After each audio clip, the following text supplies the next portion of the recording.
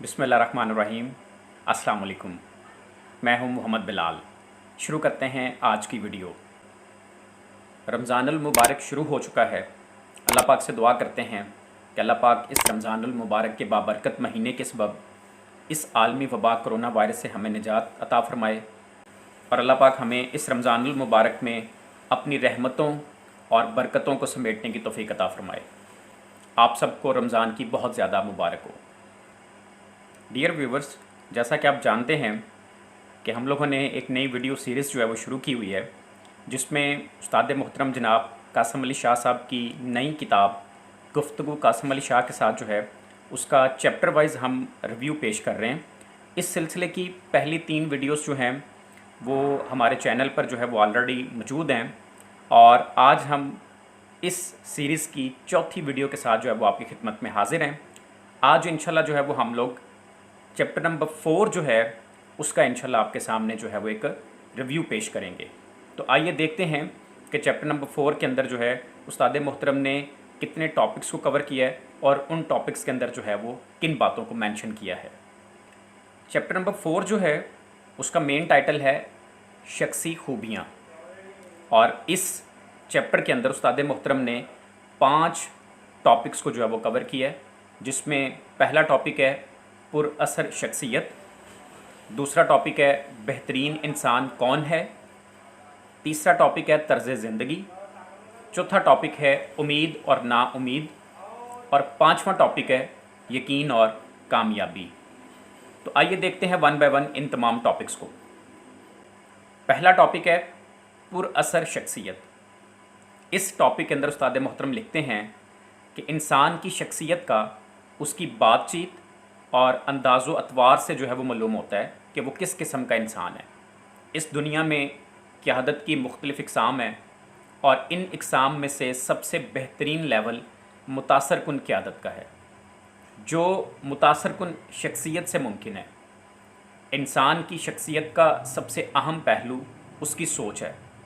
सोच एक से दूसरे तक और बिलाखिर नस्लों में मुंतकिल हो जाती है। पुरअसर शख्सियत फ़ैसला साज होती है। अगर क़ुव्वत फ़ैसला कमज़ोर हो तो इंसान कभी भी पुरअसर शख्सियत नहीं बन पाता। मुहज़्ज़ब और साफ़ सुथरा लिबास भी पुरअसर शख्सियत की अलामत है। शख्सी बेहतरी पर लिखी गई किताबों से इस्तिफ़ादा करके हम अपनी ज़ात को और अपनी शख्सियत को बेहतर बना सकते हैं। दूसरा टॉपिक जो उस्ताद मोहतरम ने चैप्टर नंबर 4 के अंदर कवर किया है वो है बेहतरीन इंसान कौन। इस टॉपिक के अंदर उस्ताद मोहतरम लिखते हैं कि ज़िंदगी में अपने से जुड़े अच्छे और बेहतरीन लोगों को कभी आजमाना नहीं चाहिए। कहा जाता है कि ये लोग हीरे की मानंद होते हैं, ठोकर लगने से टूटते नहीं बल्कि फिसल कर दूर चले जाते हैं।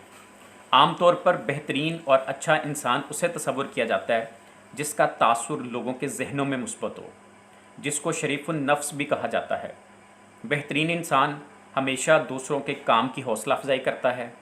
शरीफुन नफ्स इंसान शुक्रिया और मेहरबानी जैसे अल्फाज का बहुत ज़्यादा इस्तेमाल करते हैं। इसके अलावा शरीफुन नफ्स इंसान दूसरों से मिलते वक्त मुस्बत अल्फाज का इस्तेमाल बहुत ज़्यादा करता है। शरीफुन नफ्स इंसान को अपनी हदूद व क़यूद का इल्म होता है कि कौन सी बात कब, कहाँ और कैसे करनी है, किस बात में मुदाखलत करनी है और किस बात को संभाल कर रखना है। हर मौसर शख्स में कुछ ऐसा ज़रूर पाया जाता है जो दूसरों को मुतासर करता है और उसकी कामयाबी का बाइस बनता है। तीसरा टॉपिक जो इस चैप्टर में कवर किया गया है वो है तर्ज़ ज़िंदगी। तर्ज़ ज़िंदगी का मतलब ज़िंदगी बसर करने का तरीका या रहन सहन का वो अंदाज़ है जिससे कामयाबी या नाकामी जन्म लेती है। इंसानी तर्ज़ ज़िंदगी का बहुत गहरा ताल्लुक़ माश से है। मुआशी एतबार से दुनिया में अक्सरियत इन लोगों की है जिनकी कमाई कम और अखराजात जो है वो ज़्यादा होते हैं। इस तबके को गरीब कहा जाता है। दूसरी किस्म उन लोगों की है जिनकी आमदन और अखराजात बराबर होते हैं, इनको सफ़ेद पोश कहा जाता है। तीसरी किस्म वो लोगों की है जिनके आमदन उनके अखराजात से ज़्यादा होती है, ये ऊपर वाला हाथ होते हैं, इन लोगों को खुशहाल कहा जाता है। चौथी किस्म उन लोगों की होती है जिनकी आमदन उनके अखराजात से कई गुना ज़्यादा होती है, इन लोगों को अमीर कहा जाता है। बेहतरीन तर्ज़ ज़िंदगी ये है कि बंदा सही वक्त पर खुशहाल हो जाए, कल्चर का तर्ज ज़िंदगी के साथ बहुत गहरा ताल्लुक़ है।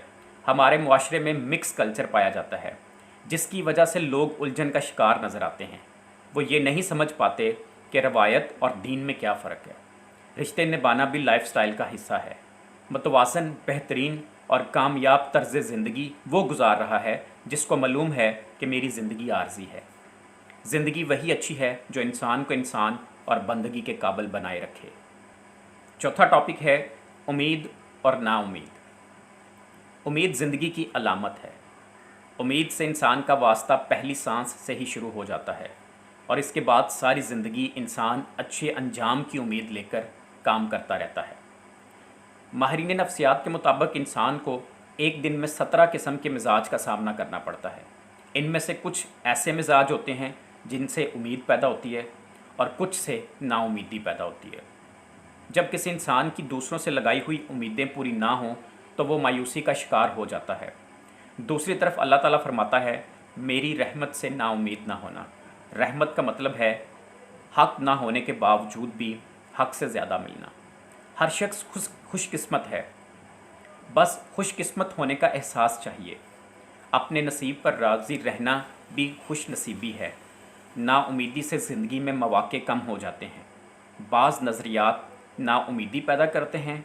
हवा बाद मुखालफ ही क्यों ना हो, उम्मीद का दामन कभी मत छोड़ें, क्योंकि जिसके साथ अल्लाह हो वो उम्मीद वाला है।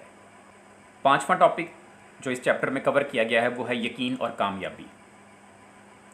यकीन माजी के वाक़यात से बनता है। अगर वाक़यात अच्छे हों तो यकीन अच्छा होता है, और अगर वाक़यात अच्छे ना हों तो यकीन भी अच्छा नहीं होता।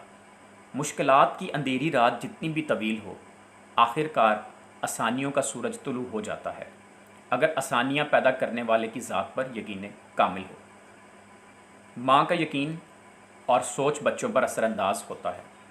उस्ताद की बच्चों के मतलब सोच बच्चों पर असरअंदाज होती है।